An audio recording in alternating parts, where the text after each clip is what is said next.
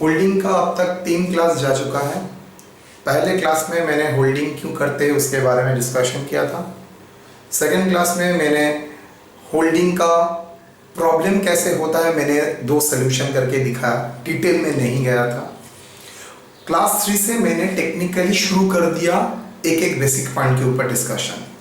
Class 3 में first point था analysis of profit, जहां पर हमको पता चलता है कैसे pre acquisition and post acquisition profit of S limited हम लोग कैलकुलेट करेंगे।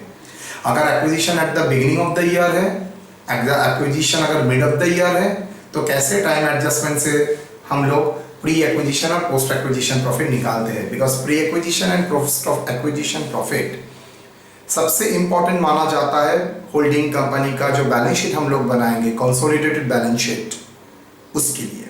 बिकॉज ये कैपिटल प्रॉफिट का कहाँ से एडजस्ट होता है, इन्वेस्टमेंट से माइनस होता है और एच लिमिटेड होल्डिंग कंपनी का शेयर, एंड जो रेवेन्यू प्रॉफिट है उसमें जो होल्डिंग कंपनी का शेयर है वो चला जाता है, होल्डिंग कंपनी का जो खुद का रेवेन्यू प्रॉफिट है उसके साथ मर्ज हो जाता है, ऐड हो जाता है। माइनॉरिटी के लिए प्री पोस्ट कोई मैटर नहीं है, करने के लिए करते हैं, लेकिन अल्टीमेटली तीनों ही ऐड हो जाता है। तो उसी को हम लोग कंटिन्यू रखते हुए हम लोग 4th क्लास में जा रहे हैं होल्डिंग कंपनी का, जहां पर हम लोग इसके ऊपर चर्चा करेंगे एक न्यू इश्यूज के ऊपर। तो आज ये एनालिसिस प्रॉफिट में हम लोग क्या इशू डिस्कस करने वाले हैं वो देखते हैं। तो पहले काम होगा आज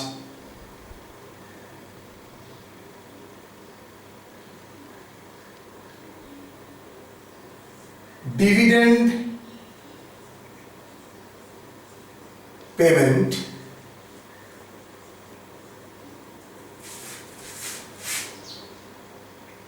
along with analysis of profit।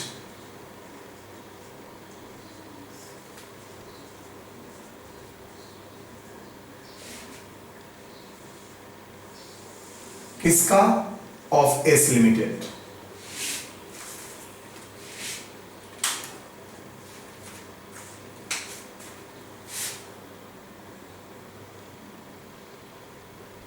Dividend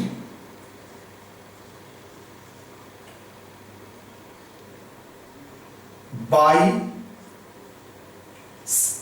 subsidiary company.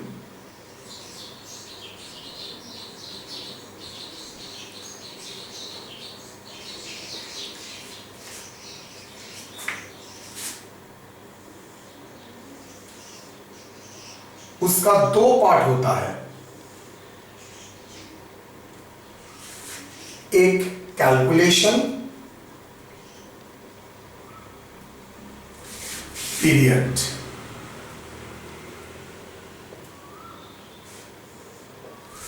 Calculation का मतलब है sir rate of dividend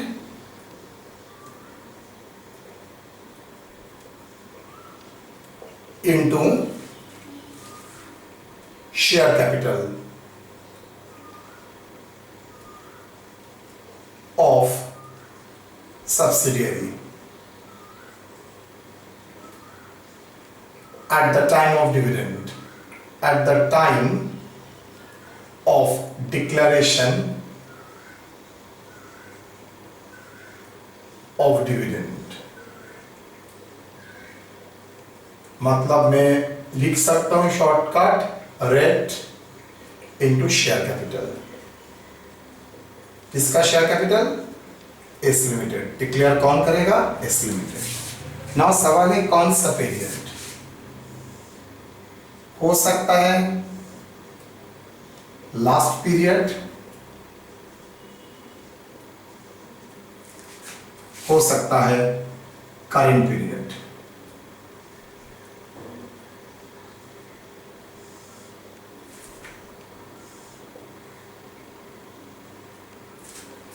last period मतलब मान लीजिए आप 1920 का अकाउंट्स कर रहे हैं, तो लास्ट पीरियड मतलब 1819। डिविडेंड पेमेंट करने का तरीका याद है आपको? सेमेस्टर 3 में इन्वेस्टमेंट कराने के टाइम मैंने बताया था 1819 का ईयर खत्म होगा, 3 महीना ऑडिट होगा, स्टैट्यूटरी ऑडिट ऑडिट करने के बाद ऑडिट रिपोर्ट जमा देंगे। उसके बाद एजीएम होगा, एजीएम में डिविडेंड डिक्लेयर होगा। तो याद करके बोलिए 18-19 का डिविडेंड कभी भी 18-19 में देना पॉसिबल होगा अगर फाइनल डिविडेंड के बारे में बात करते हैं। What we are talking now in terms of final dividend. First, क्या final dividend board of directors declare कर सकता है? नहीं sir, board of director final dividend declare नहीं कर सकता, वो प्रपोज कर सकता है। फाइनली कौन अप्रूव करता है? एजीएम। वो कब होता है सर? वो तो उस साल के बाद, ऑडिट होने के बाद, एजीएम के बाद तब होगा। तो ये बात कंफर्म है, final dividend board of directors नहीं दे सकते। तो ये कौन दे सकता है? Share holders in their board meeting, AGM में। तो ये कब पॉसिबल है? ऑब्वियसली सर, ईयर खत्म होगा तब तो एजीएम होगा, तब तो डिविडेंड डिक्लेरेशन होगा। एजीएम खत्म होने से पहले तो कर नहीं सकता। तो मतलब 18-19 का डिविडेंड कभी भी 18-19 में नहीं होगा, 19-20 में एजीएम होने के बाद उसका होगा। तो लास्ट पीरियड का डिविडेंड मतलब for the period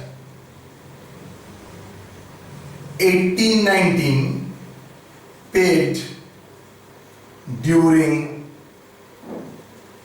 2019-20 after number 1 audit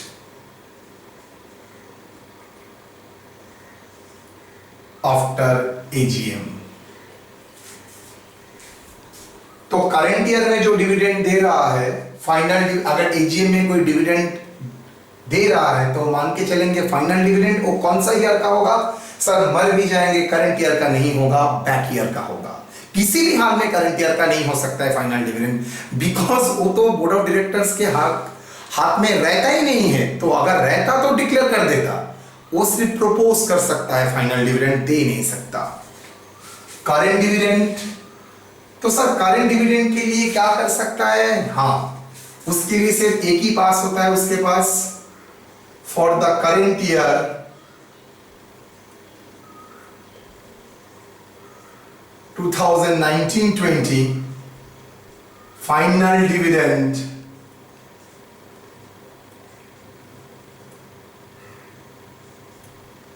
can be proposed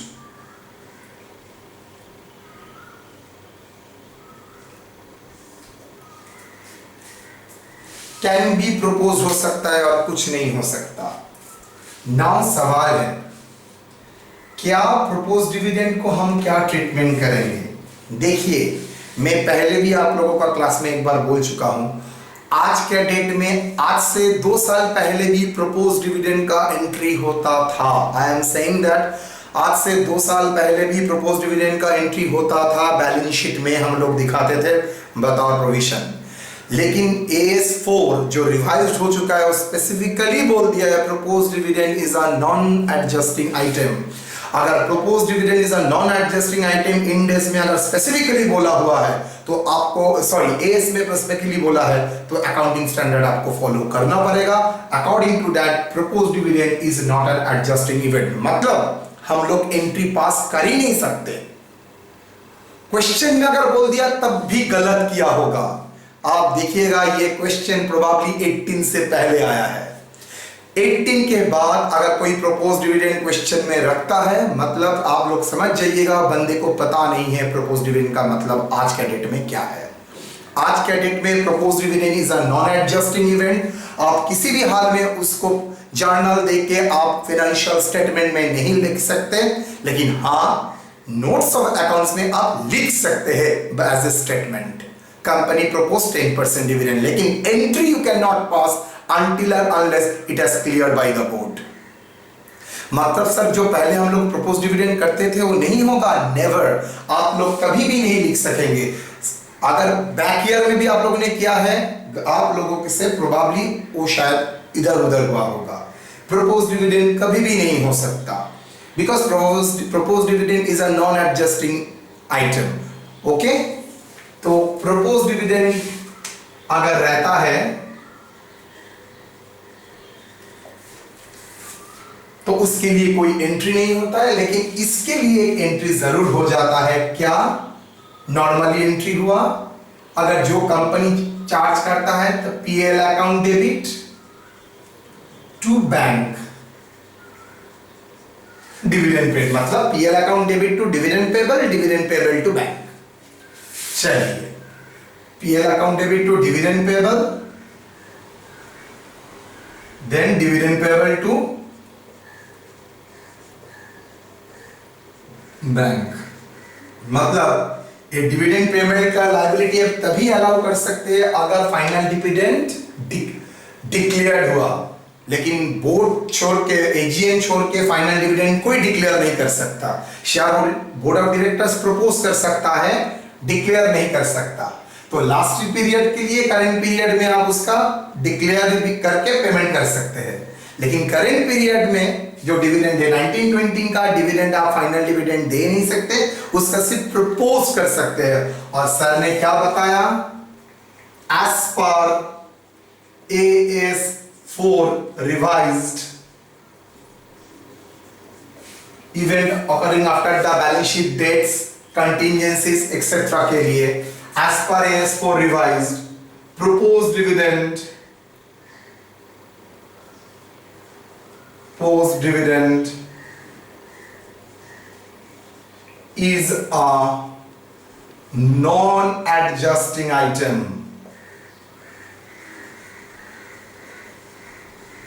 Proposed dividend is a non-adjusting item. Therefore, to be shown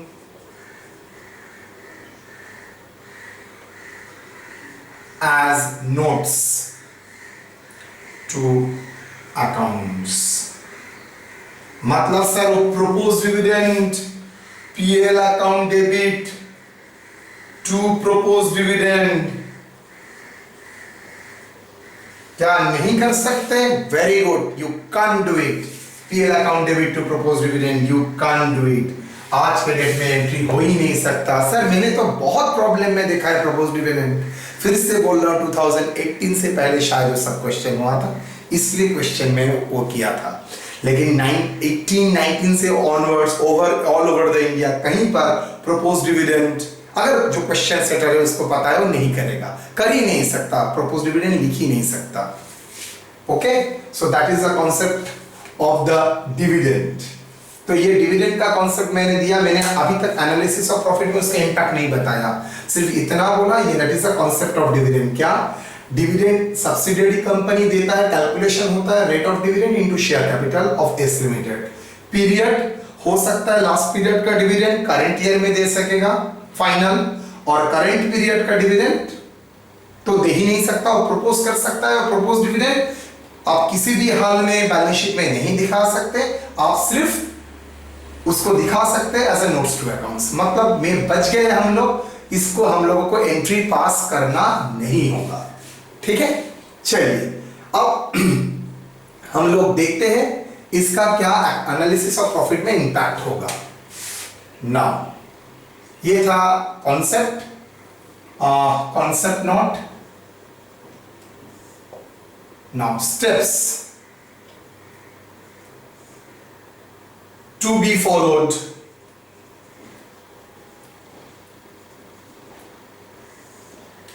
for analysis of profit of S Limited।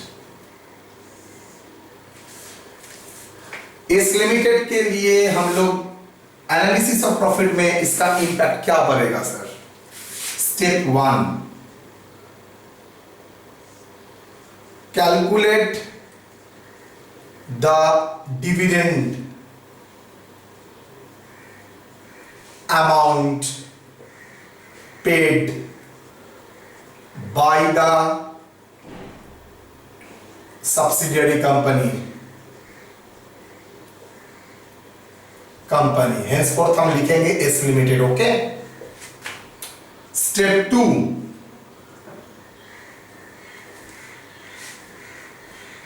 in current year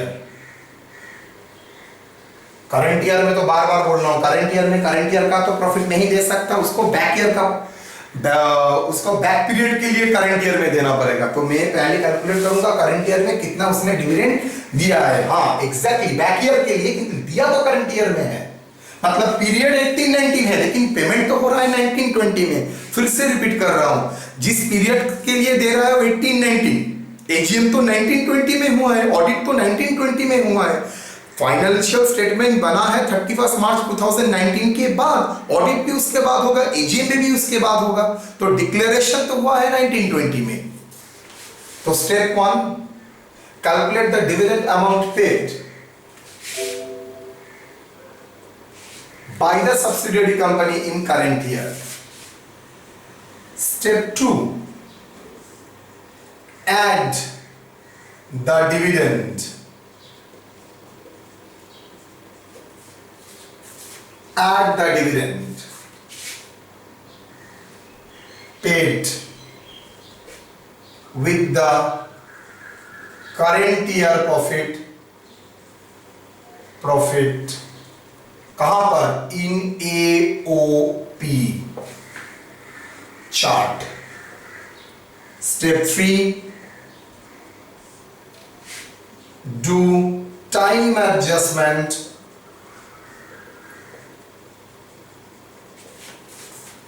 with the figure.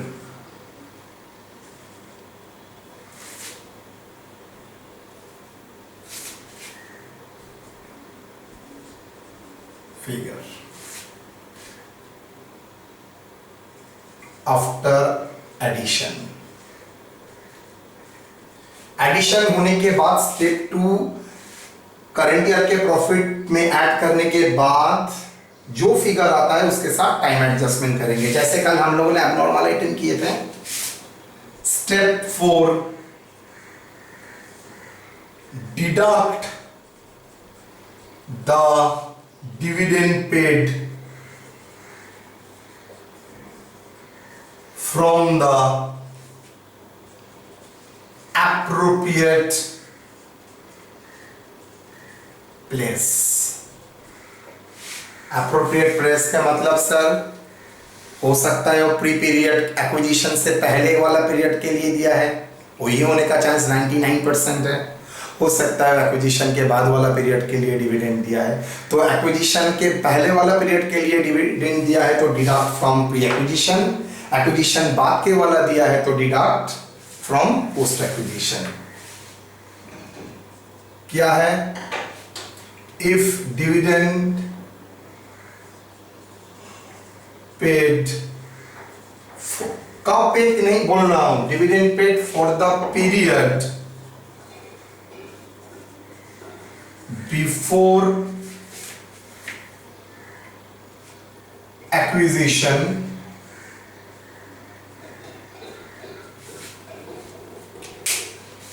deduct from capital profit.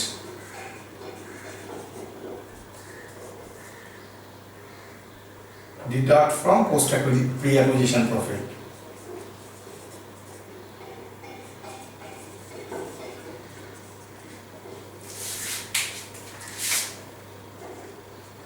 If dividend paid for the period after acquisition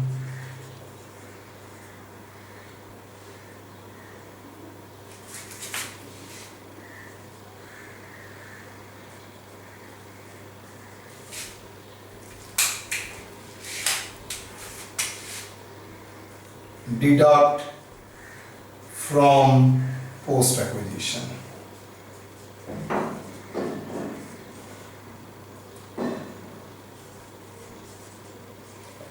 बस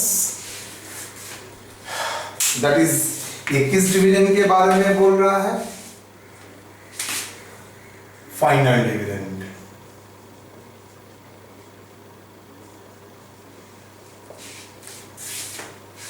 done. Sir अगर interim dividend होता तो no problem, interim dividend याद रखना directors पे कर सकता है विदाउट एजीएम।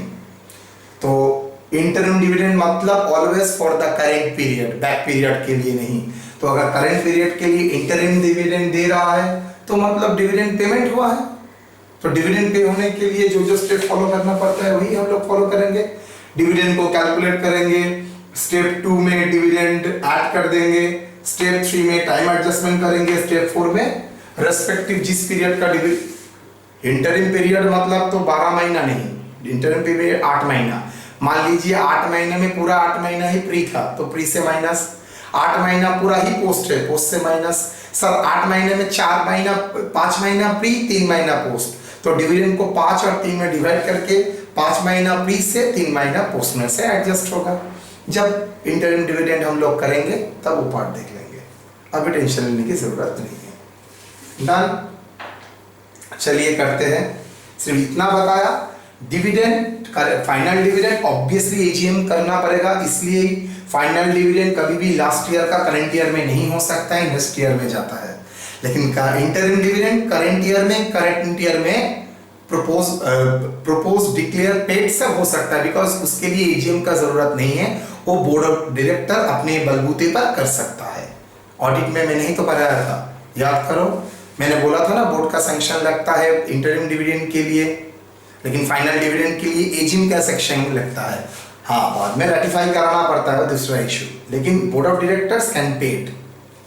ओके, चलिए जी, यहां पर मैंने जो इलास्ट्रेशन आपका क्वेश्चन में है वो पहले आप लोग कॉपी करेंगे, ठीक है, उसके बाद हम लोग उसके ऊपर चर्चा करेंगे। एक प्रॉब्लम कराना पड़ेगा, नहीं तो नहीं होगा बेटा।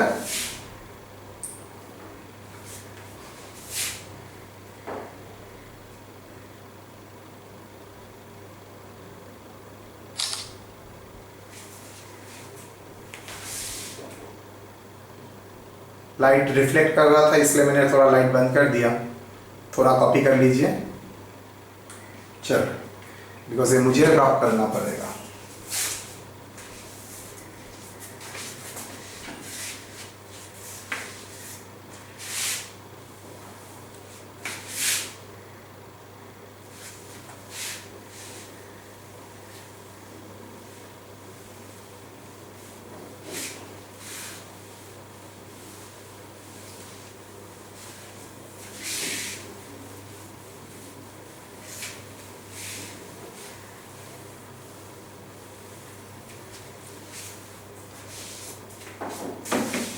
ये जो डिविडेंड के ऊपर मैं डिस्कशन कर रहा हूं only from the view of analysis of profit. Okay, H limited वो डिविडेंड को क्या किया क्या नहीं किया उसके ऊपर चर्चा अभी तक मैंने नहीं किया, थोड़ा करने के बाद मैं ऑब्वियसली इसके ऊपर चर्चा भी करूंगा।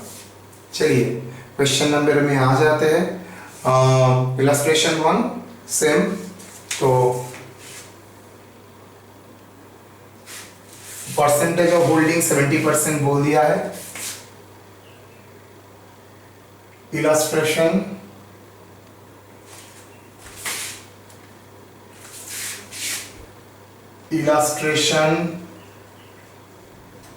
by example 1,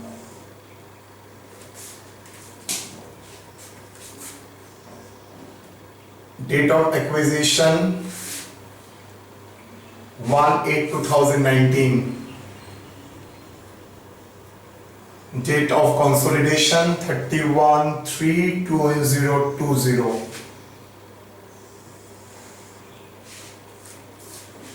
Done. Analysis of profit. Analysis of profit of S Limited. Particulars.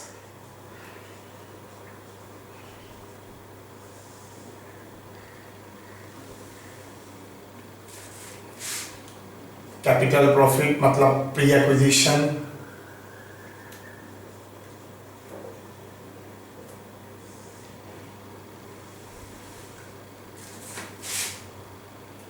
Revenue profit post acquisition, profit मैं प्रेफर करता हूँ प्रॉफिट पोस्ट एक्विजिशन लिखने के लिए। प्रॉफिट एंड लॉस, अच्छा पीएल अकाउंट,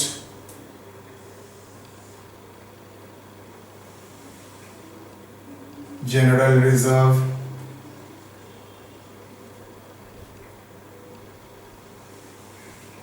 सर नेसेसरी है हर क्वेश्चन में पीएल भी रहेगा, जनरल रिजर्व भी रहेगा? नॉट एट ऑल, रह भी सकता है और कोई एक भी रह सकता है।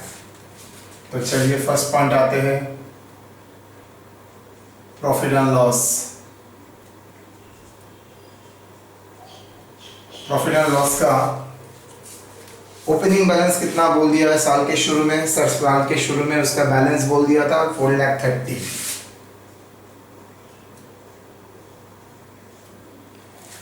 साल के अंत में उसका बैलेंस क्या है? 7,50,000। मुझे ये बोल सकते हैं 4,30,000 से 7,50,000 क्यों हुआ?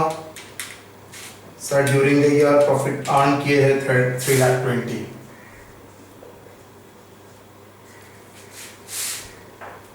जनरल रिजर्व कितना? जनरल रिजर्व का फिगर है 2,10,000, ओपनिंग 3,90,000।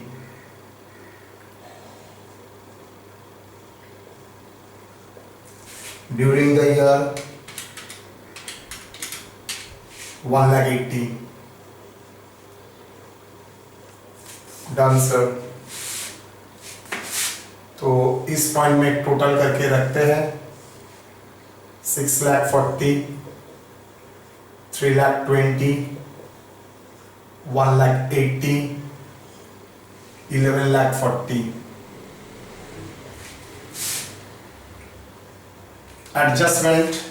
एडजस्टमेंट में यहां पर बोल दिया है करंट ईयर में डिविडेंड क्या लिखा है? S limited declared and paid equity dividend 15% for the year ended 31/3/2019 on 1/10/2019। इसका मतलब क्या हुआ बेटा?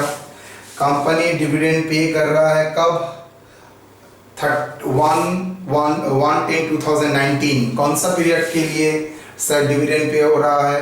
डिविडेंड पे हो रहा है 18-19 के लिए, मतलब करंट ईयर पे नहीं, बैक ईयर के लिए। कंफर्म? करंट ईयर में तो पे कर ही नहीं सकता, इंटरिम दे सकता है, फाइनल नहीं दे सकता। विदाउट एजीएम फाइनल कैसे देगा? एड मैंने जो नोट्स लिखा था स्टेप 1, स्टेप 2, स्टेप 3, 4, पहला काम क्या था? सर डिविडेंड को पहले कैलकुलेट कर लेते हैं। Very good. Working note 1, working note 1, final dividend for 2019-20 कितना? सर कुछ नहीं बोला है तो उस टाइम कैपिटल बोल दिया है। उस टाइम कैपिटल था 10 लाख। अच्छा, तो 10 lakh rupees into 10% rupees 1 lakh. Capital बोल दिया है 10 लाख, उसके ऊपर 10% rate into capital, rate into capital, तो अमाउंट हो गया 1 लाख। तो ऐड डिस्ट्रीब्यूशंस,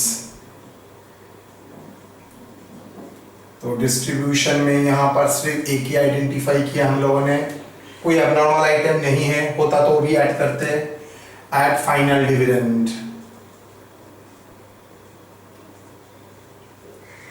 बोलो क्या है फाइनल डिविडेंड? 1 लाख। कहां से दिया? करंट ईयर का पीएल से दिया होगा, है तो लास्ट ईयर का, लेकिन दिया है करंट ईयर में। सिंस करंट ईयर में दिया है, दैट्स व्हाई करंट ईयर का प्रॉफिट कम शो कर रहा है। या अगर नहीं देते तो करंट ईयर का प्रॉफिट 4,20,000 होना चाहिए था। यस सर, बिकॉज ये डिविडेंड करंट ईयर से ही दिया होगा, था लास्ट ईयर लेकिन दिया तो करंट ईयर में, तो नेचुरली करंट ईयर का जो पीएल 3,20,000 दिखा रहा है वो that is after payment of dividend. तो आफ्टर पेमेंट ऑफ डिविडेंड अगर 3,20,000 है, तो अगर डिविडेंड नहीं देता तो करंट ईयर का प्रॉफिट कितना होता? 4,20,000। और कुछ नहीं है यहाँ पर? No sir.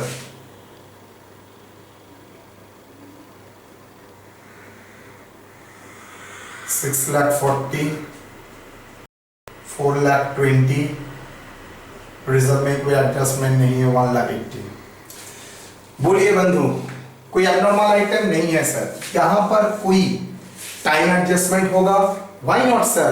अगर एट द बिगिनिंग नहीं है, एट द मिड 1/8 में है, ड्यूरिंग द ईयर है, मतलब मैंने ये प्रॉफिट एज्यूम किया था at the beginning of the year, मैंने एज्यूम किया था पूरा ईयर ही पोस्ट एक्विजिशन है, लेकिन एक्चुअल में तो नहीं है।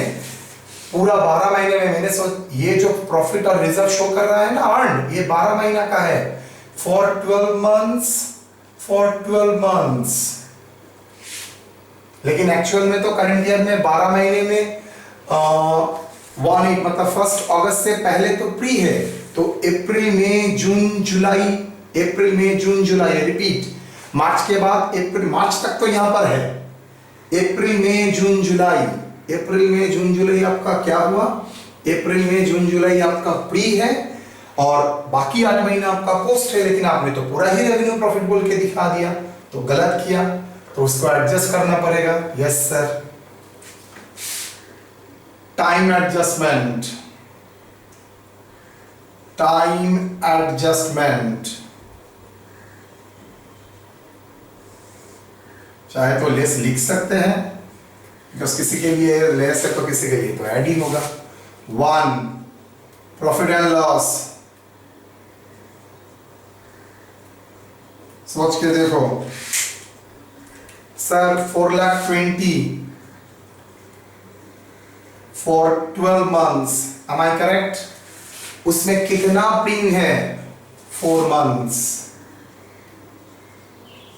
तो इसमें 12 महीने में 4 मंथ प्री होना चाहिए और 8 मंथ पोस्ट, और मैंने क्या किया, 12 मंथ को ही पोस्ट में दिखा दिया, तो क्या करना पड़ेगा, 4 मंथ यहां से उठा के यहां पर डालना पड़ेगा। फिर से बोल रहा हूं, ये दो फिगर 12 महीने का है, इस 12 महीने में तो सर तो गलत किया आपने, 4 महीना तो प्री है, बिकॉज एक्विजिशन 1/8 में था, तो जून, अप्रैल, मई, जून, जुलाई, ये 4 महीना तो प्री है, तो प्री मतलब कैपिटल प्रॉफिट, और आपने क्या किया, 12 महीना का प्रॉफिट ही यहां पर डाल दिया, तो मैं मान के चलूंगा 4,20,000 जो एक्रू हुआ है, इवनली एक्रू हुआ है, that's why divided by 12 into 4 months.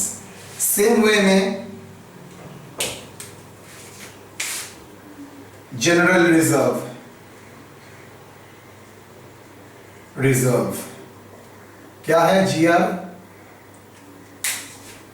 1,80,000 sir, into ये भी 4 मंथ्स डिवाइडेड बाय 12 मंथ्स। ये जो 1,80,000 शो कर रहा है तो 12 महीना का शो कर रहा है, लेकिन उसमें तो 4 महीना प्री था, तो अगर मैं इवेंटली मान कर अप्रूव करता है तो मैं मानता हूं, तो 4 महीना का प्रॉफिट निकल के यहां पर डाल दूंगा, यहां पर रिड्यूस कर दूंगा।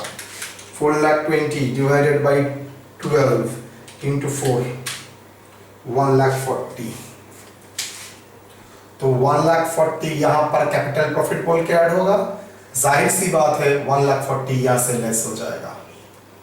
सेम वे में general reserve into 4 divided by 12, 60,000 यहां पर ऐड हो जाएगा और रिजर्व से 60,000 लेस हो जाएगा।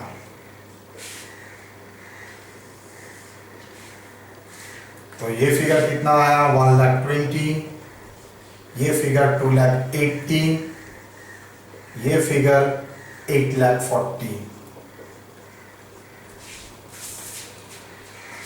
क्या इसको होल्डिंग माइनॉरिटी में डिस्ट्रीब्यूट कर सकते हैं? सोच के बोलो तो। नहीं, क्यों सर? रेडी तो है ही मेरा फिगर।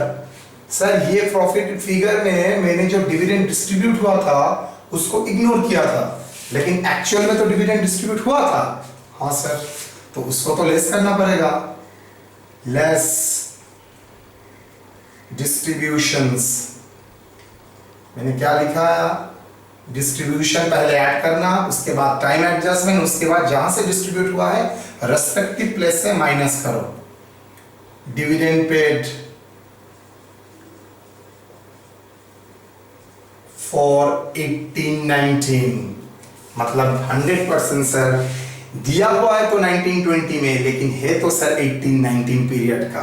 कौन सा डेट में दिया है इंपॉर्टेंट नहीं है, कौन सा पीरियड के लिए दिया है। पीरियड दिया है बैक ईयर, तो बैक ईयर मतलब एक्विजिशन नहीं था, तो ये माना जाएगा कैपिटल प्रॉफिट से ही डिस्ट्रीब्यूशन है। How much? 1 लाख।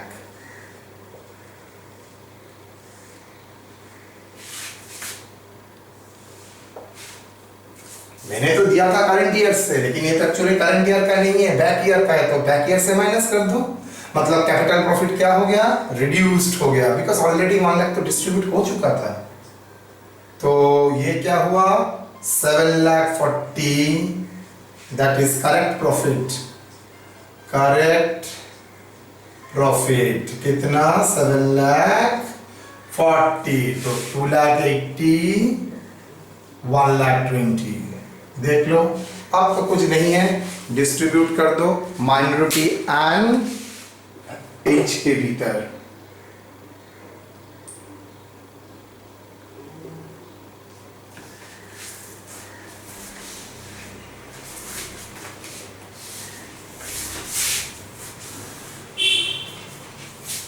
तो शेयर ऑफ एज लिमिटेड मतलब सब्सिडियरी का प्रॉफिट में उसका पेरेंट का तो कोई हक होगा, यस और नो? यस। अगर हक होगा तो कितना? देखो क्वेश्चन में 70% हक बोल दिया है, तो माइनॉरिटी का कितना होगा? माइनॉरिटी पीपल लोगों का 30%। तो करके देखो, 7,40,000 into 70%, 5,18,000।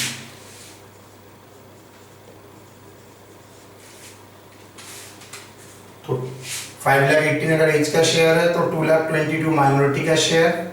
सेम वे में ये कैपिटल प्रॉफिट में दोनों का शेयर 2,80,000 into 70%, 1,96,000, 84,000,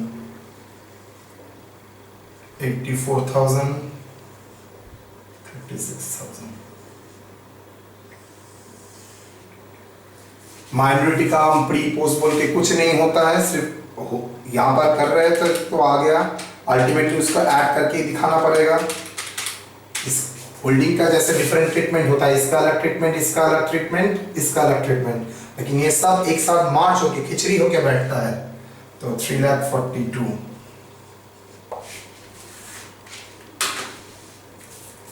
चलिए देख लीजिए फर्स्ट इलस्ट्रेशन ऑफ डिविडेंड। यहाँ पर ऑलरेडी डिविडेंड दे दिया है और उसके ऊपर बेस करके उसका ट्रीटमेंट है। चलिए डन। तो इलस्ट्रेशन 1 आपका हो गया।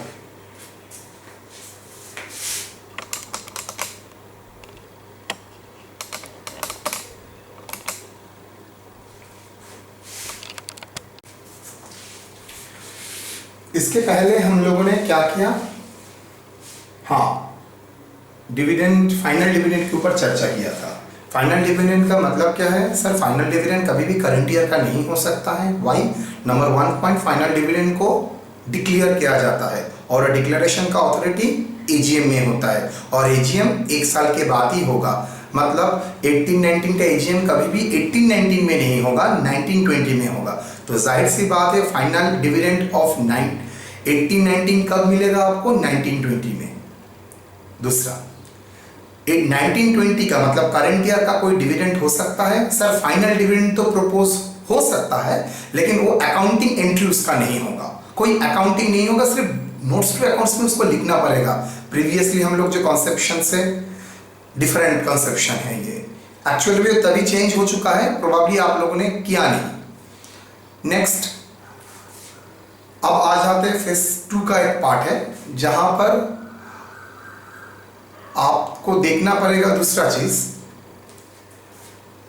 अगर कंपनी चाहता है तो आपको इंटरिम डिविडेंड दे सकता है करंट ईयर में, जिसके लिए एजीएम का अप्रूवल नहीं लगता है, लेकिन रेटिफिकेशन करना पड़ेगा शेयर होल्डर से, मतलब अप्रूव कराना पड़ेगा, लेकिन वो बाद में। लेकिन उससे पहले आप कंपनी का बोर्ड ऑफ डायरेक्टर्स कंपनी का प्रॉफिट से आराम से इंटरिम डिविडेंड दे सकता है। उसके लिए कोई एजीएम का आवश्यकता नहीं है। मतलब 1920 का इंटरिम डिविडेंड देने के लिए उसको 1920 के बाद का वेट नहीं करना पड़ेगा, 1920 में ही वो इंटरिम डिविडेंड दे सकता है। ओके, तो अगर इंटरिम डिविडेंड देता है तो आपको देखना पड़ेगा जैसे मैंने ट्रीटमेंट किया है उसका ही होगा। तो इंटरिम डिविडेंड क्या होता है? Now notes on interim dividend.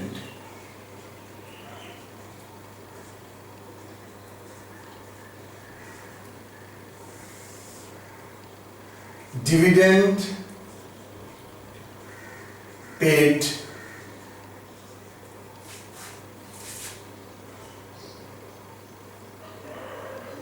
by the board of directors between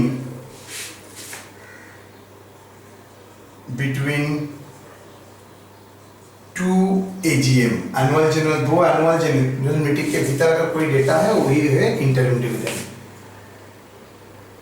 out of current year profit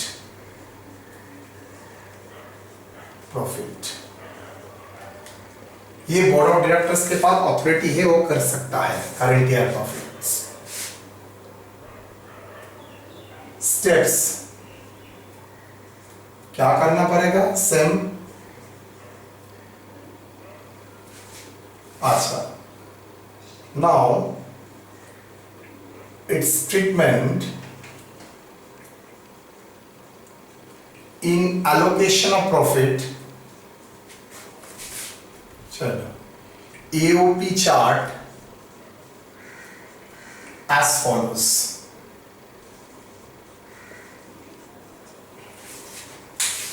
क्या है? Step 1, calculate the interim dividend,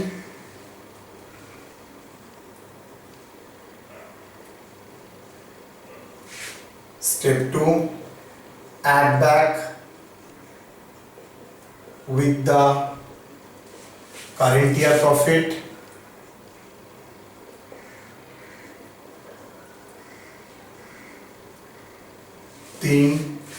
time adjustment जैसे सीखा था एकदम same. 4, deduct from the respective period.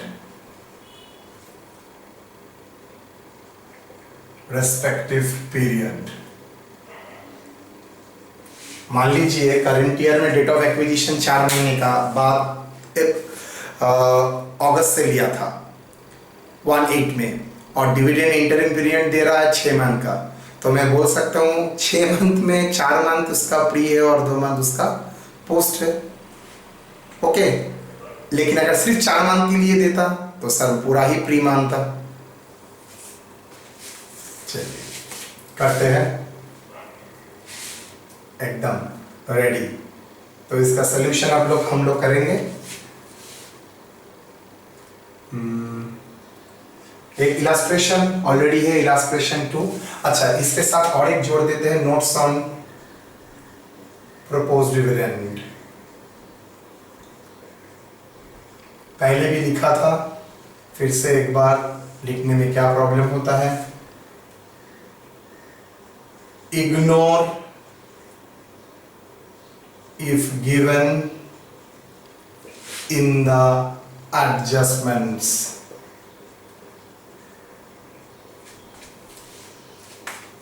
and write as notes to accounts.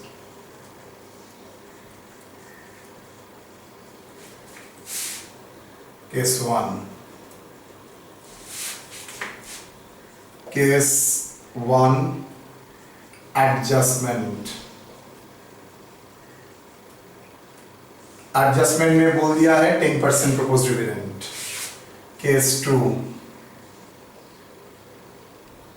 Given in balance sheet.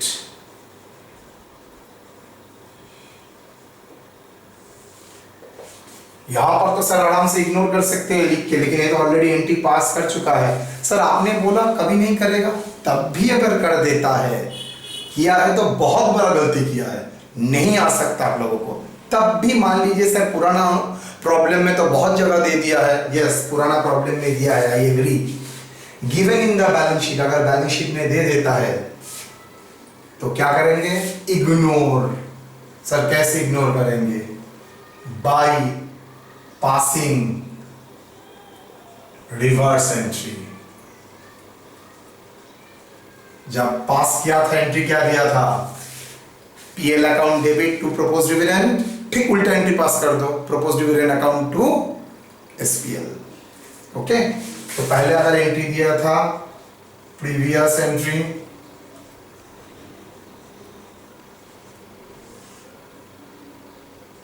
SPL account debit मतलब subsidiary PL debit to propose dividend, reverse entry. ये entry पास किया था, that's why तो बैलेंस शीट में propose dividend है, नहीं तो बैलेंस शीट में आया कैसे। सिर्फ उल्टा कर दो, कैंसिल कर दो, प्रोपोज डिविडेंड टू एसपीएल मतलब एड बैक कर दो रेवेन्यू एडजस्टमेंट बोल के। ओके, तो क्लियर, देख लीजिए। चलो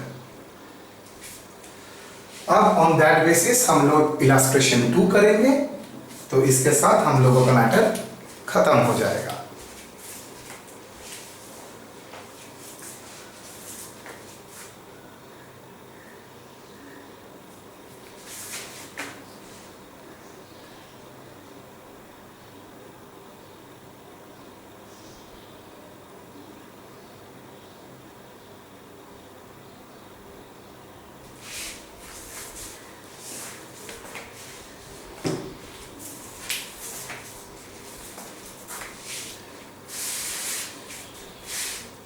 illustration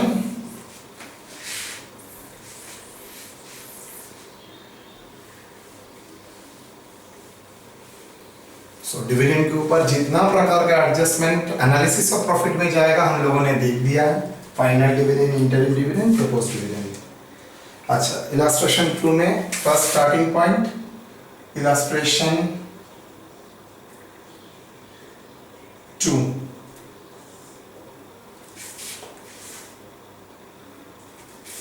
date of acquisition 1/10/2019, date of consolidation 31/3/2020,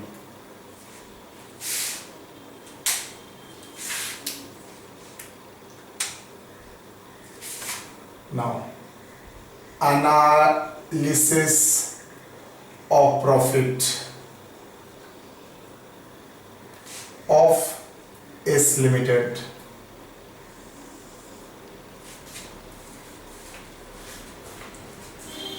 चलो जी, particulars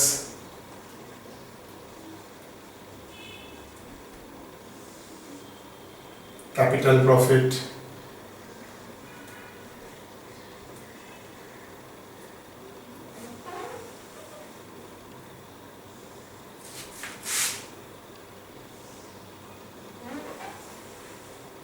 revenue profit,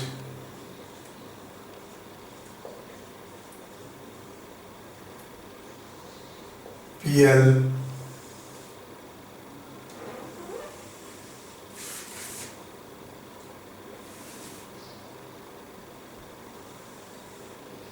general reserve,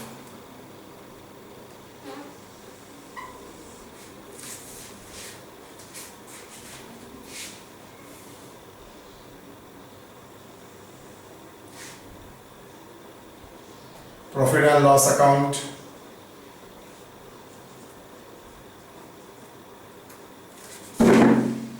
देखते हैं। अच्छा, एक कलम नहीं हुआ सर टोटल, चलो प्रॉफिट एंड लॉस कितना है, प्रॉफिट एंड लॉस 2060, मतलब साल के शुरू में था 20,000, एंड में था 60,000, तो during the year revenue profit PL में आया है 40,000। 2 जनरल रिजर्व,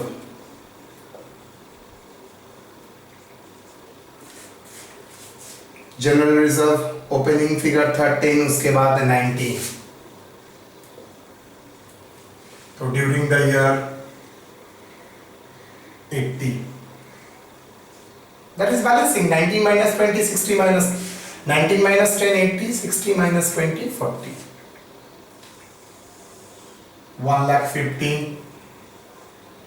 80 40 30। ये प्रॉफिट में कुछ डिस्ट्रीब्यूशन हुआ है जिसमें कुछ गलती हो सकता है, यस कुछ डिस्ट्रीब्यूशन है, add distribution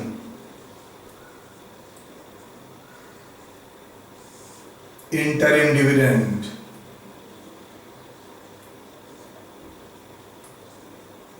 डेंड for 9 months,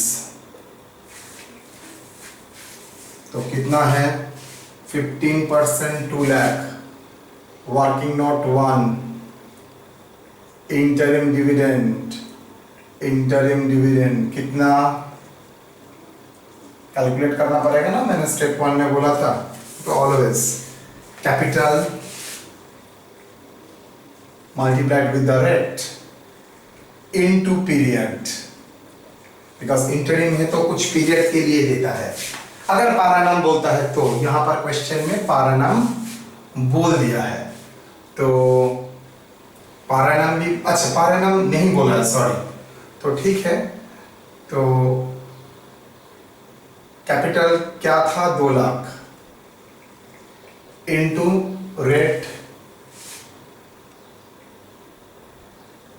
15%, so that is equal to 30,000 for 9 months। क्यों सर? डेट कब दिया था? डेट ऑफ डिक्लेरेशन 1/2/2020 फॉर, अच्छा date of declaration 1/1/20 for last 9 months।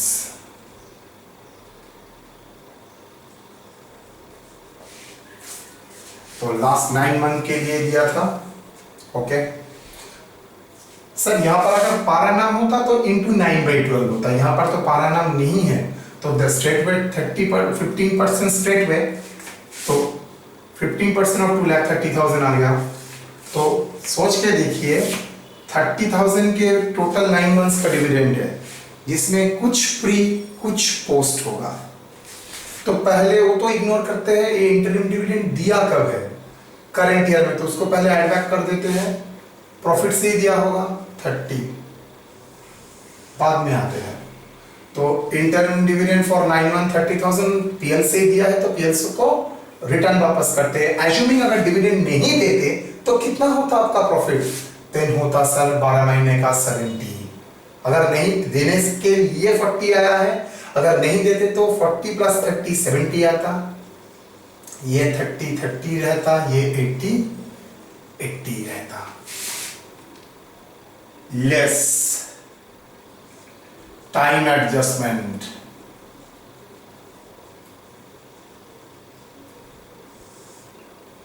फिर से क्यों?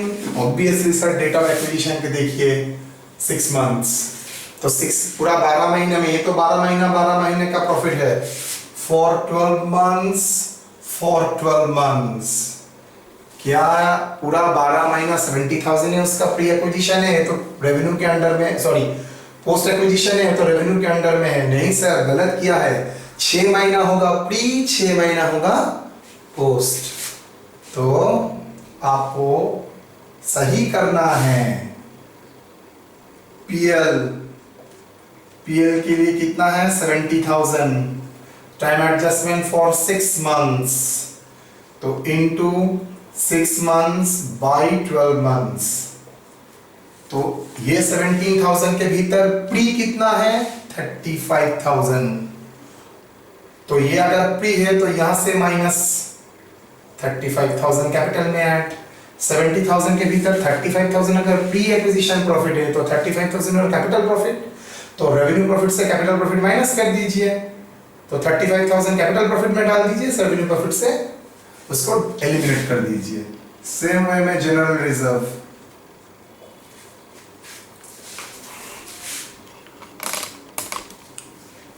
General reserve 80,000 sir into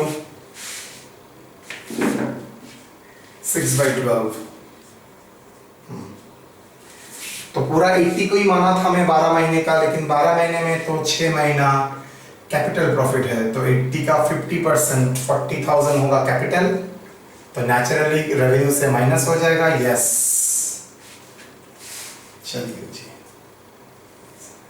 1,05,000 35 40।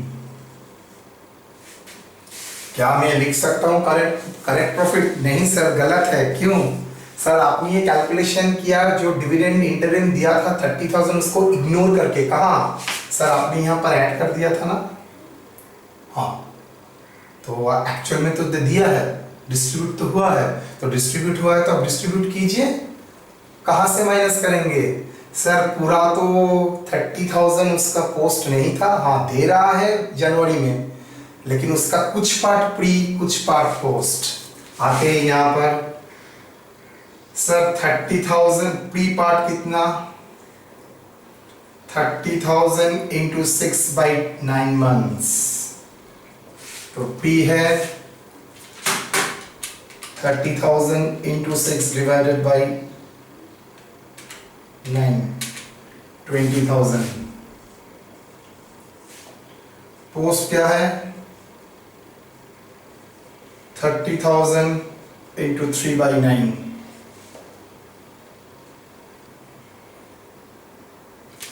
10,000। Clear? Interim dividend दिया है तो करंट ईयर में 30,000। अच्छा, एकदम ध्यान से सुनिए, 30,000 जो डिविडेंड दिया है, क्या वो पूरा ही कौन सा प्रॉफिट से दिया है? 9 मंथ का प्रॉफिट। क्या 9 मंथ का प्रॉफिट पूरा ही प्री है, पूरा ही पोस्ट है ना? पूरा 9 मंथ मतलब अप्रैल मई जून जुलाई अगस्त सितंबर अक्टूबर नवंबर दिसंबर, ये 9 महीना अप्रैल से लेकर दिसंबर तक, ये 9 महीने में तो 6 मंथ सर प्री था, 110 में तो एक्विजिशन हुआ था, तो 3 महीना था पोस्ट। तो 3 महीना का जो प्री प्रॉफिट है वो 20,000 जो डिस्ट्रीब्यूशन हुआ था वो प्री से हुआ था, तो प्री से माइनस होगा। और ये 10,000 जो डिस्ट्रीब्यूशन हुआ था वो 10,000 पोस्ट से हुआ था, तो ये 10,000 कहां से माइनस होगा? लॉजिकली पोस्ट एक्विजिशन से। तो फाइंड लेस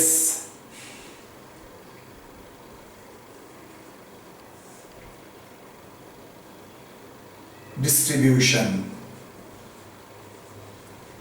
पहले ऐड बैक किया, बिकॉज कौन सा पीरियड मुझे पता नहीं था, इसलिए पहले ऐड बैक कर दिया, so that we ignore the effect. उसके बाद उसका इफेक्ट हम लोग दे रहे हैं। यहाँ पर ऐड बैक करने का मतलब ऑलवेज, अगर एडजस्टमेंट एंट्री पास कर चुका है उसका हम एक इफेक्ट इग्नोर करना चाहते हैं, तो ऐड बैक कर दिया। और यहाँ पर एक्चुअल इफेक्ट हम लोग देंगे। क्या? इंटरिम डिविडेंड प्री ऑलरेडी करके रखते हैं।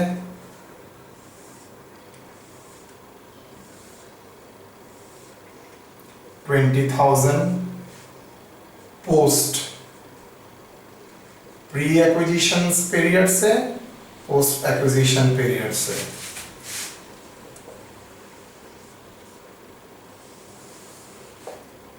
तो 85,000 उसका करेक्ट कैपिटल प्रॉफिट, 25,000 उसका करेक्ट रेवेन्यू प्रॉफिट और 40,000 उसका correct general reserve. Correct figure. Share of H limited 80% holding है। शेयर ऑफ माइनॉरिटी, नेचुरल सी बात, एस लिमिटेड का 80% अगर एच होल्ड करता है तो 20% माइनॉरिटी होल्ड करेगा। 32,008, 20,000, 5,000, 85,000 into 80%, 68,000, 17,000। बस आपका वही ऑब्जेक्टिव था ना, 3 ऑब्जेक्टिव था, याद करो। एक्चुअल प्री एंड पोस्ट को निकालो, कर दिया। उसके बाद एच का शेयर निकालो, उसके बाद माइनॉरिटी का शेयर निकालो, वही तो था। 3 point, 3 bullet A B C. Correct profit निकालो, प्री कितना, पोस्ट कितना, एकदम एग्जैक्टली। उसके बाद एच का शेयर, एम का शेयर। एम का शेयर एलोकेट करना का कोई मतलब नहीं होता है तब भी। 30,000, बिकॉज वो एक साथ खिचड़ी हो जाता है, तो इसका प्री पोस्ट का कोई मतलब होता नहीं है। गलती से ये एच का शेयर मत ऐड कर देना, गलत हो जाएगा। ठीक है, तो चलिए जी, हम लोग कर लिए, सीख भी ये क्लास 4 में क्या, कैसे डिविडेंड। हम लोग ये क्लास कैसे पढ़ेंगे, 3 चीज को कंबाइन करके। पहले फाइनल डिविडेंड, इंटरनल डिविडेंड का कॉन्सेप्ट क्लियर होना चाहिए। ठीक, उसके बाद फाइनल डिविडेंड क्या क्या होगा, इंटरनल डिविडेंड का क्या होगा। वो ये आइटम था, वो मैंने इग्नोर किया। प्रपोज डिविडेंड जो नोट्स में है, डिक्लेयर करने के लिए बोला है, कुछ नहीं। नोट, एस लिमिटेड प्रपोज 20%, 10%, 10 नहीं, प्रपोज 20% फाइनल डिविडेंड। गलती से भी कोई एंट्री नहीं करना, बिकॉज वो गलत हो जाएगा, because it is a non adjusting event. जो ही सिखाएगा उसको बोलना सर ये तो नॉन एडजस्टिंग इवेंट है, वो तो नहीं आना चाहिए। AS10, AS4 रिवाइज में बोला है। ओके, तो S limited propose 20% final dividend done, clear. तो आप उसी फॉर्म में करेंगे। कोई अकाउंटिंग एंट्री नहीं दिया, वो सिर्फ देने के लिए बोला, मैंने नोट्स में डाल दिया। कोई अकाउंटिंग एंट्री पास नहीं करेंगे, लेकिन आज से 2 साल पहले इसका एंट्री होता था। ठीक है, डन। चलिए, क्लास 4 खत्म।